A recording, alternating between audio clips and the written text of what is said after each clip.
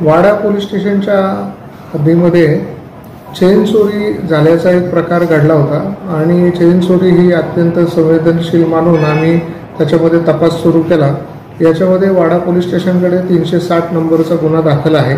त्याचा तपास PSI शेवाळे करत आहेत। आमच्या तपास पथकातील अधिकारी PSI मेढे आणि पथकाने याच्यामध्ये CCTV याचा आधार घेऊन आणि तांत्रिक मुद्द्यांवर तपास करून सातत्याने हा गुन्हा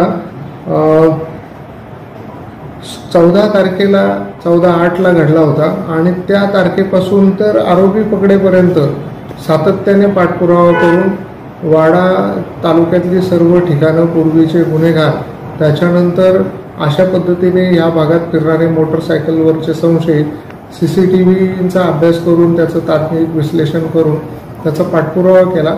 त्यानंतर हे ज्या दिशेत गेले त्या दिशेमध्ये आमचे खबरींचं जाळं जे आहे त्याचा वापर केला आणि त्याच्याकडनं मिळालेल्या माहितीच्या आधारे आरोपी आम्ही निष्पन्न केले आणि त्या आरोपींना वेगवेगळ्या ठिकाणून शहापूरवरून आणि बोईसरवरून आम्ही अटक करण्यात यश मिळवलेलं आहे।